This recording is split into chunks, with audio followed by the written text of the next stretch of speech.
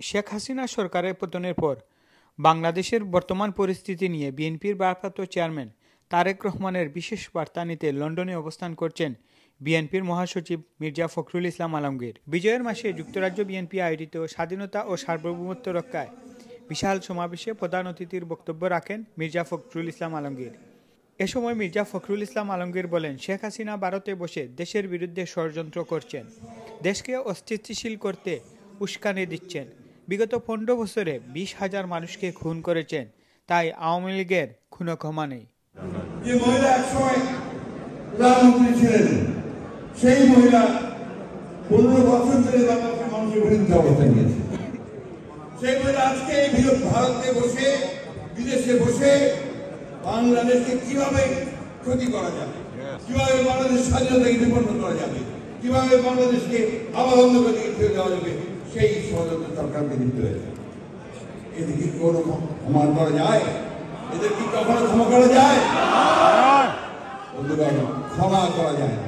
মির্জা ফখরুল ইসলাম ভারতে কঠোর সমালোচনা করে বলেন, ভারত শুধু একটি দলের বন্ধু হতে চায়, তারা দেশের মানুষের ভাষা বুঝতে চায় না। আমাদের বন্ধু আমাদের যুদ্ধের সময়, যুদ্ধের সময় আমাদের সহযোগিতা করেছে। আমরা ভারতের কাছে সবসময় প্রত্যাশা করি যে ভারত বাংলাদেশের মানুষের পাশে দাঁড়াবে।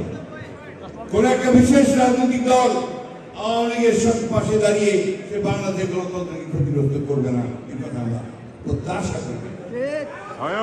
কিন্তু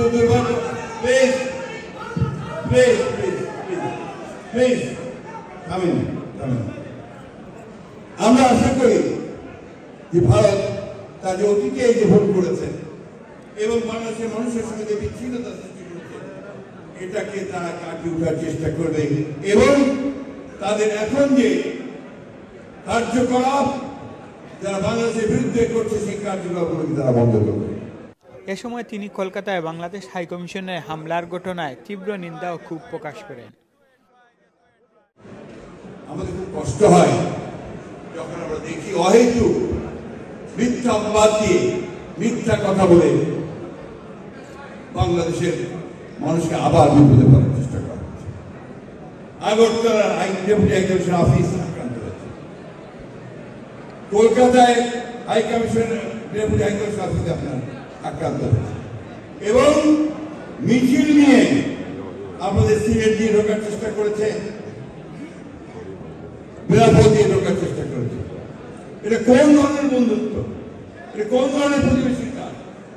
আমরা তাই আবারও আজকে এই সভা থেকে ভারতবর্ষকে অনুরোধ জানাতে চাই, তাদের কাছে আমরা নিবেদন করতে চাই যে আপনার অনেক বড় দেশ, তাই বলে এই বাংলাদেশ যে যুদ্ধ করে স্বাধীন হয়েছে, যে সংগ্রাম করে লড়াই করে যে গণতন্ত্র আদায় করে নিয়েছে, যারা বুকের রক্ত দিয়ে তাদের অধিকারকে আদায় করেছে, তাদেরকে খাটো করে দেখে বাংলাদেশের বিরুদ্ধে দাঁড়াবেন না। মানুষ কখনোই তা মেনে নেবে না। দেশকে নিয়ে যে কোনো ধরনের ষড়যন্ত্র ধৈর্য নিয়ে মোকাবেলা করার নির্দেশ দিয়েছেন তারেক রহমান উল্লেখ করে মির্জা ফখরুল ইসলাম বলেন, অচিরেই তারেক রহমান বাংলাদেশে যাবেন। আমাদের নেতা যারা তারেক রহমান সাহেব বারবার করে সেই কথাই বলেছেন যে আমরা এমন কিছু করব না যার মধ্য দিয়ে আমরা নিজেদের ক্ষতি করি বা এই সুযোগ আমাদের হাতছাড়া হয়ে যায়। অত্যন্ত ভাগ্যবান ছিলেন যে আপনারা এখানে আমাদের নেতা তারেক রহমান সাহেবকে আপনাদের মাঝে পেয়েছেন এবং আমরা তাকে এখানে বেশি দিন রাখতে চাই না, আমরা তাকে দেশে নিয়ে যেতে চাই। তার নেতৃত্ব আমাদের এখন দেশের খুব বেশি প্রয়োজন। দেশের মানুষ তার জন্য অপেক্ষা করছে, কবে তারেক রহমান সাহেব আসবেন।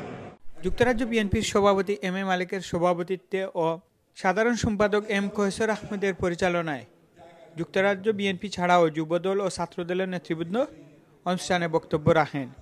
এর আগে মঙ্গলবার বিকেল 5টার অনেক আগে যুক্তরাজ্যের বিভিন্ন শহর থেকে যুক্তরাজ্য বিএনপি অঙ্গ সংগঠনের নেতাকর্মীরা রয়্যাল রিজেন্সি হলে আসতে থাকেন।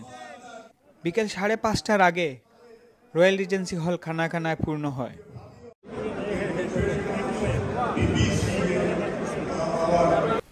Faisal Mahmud, FM news, London.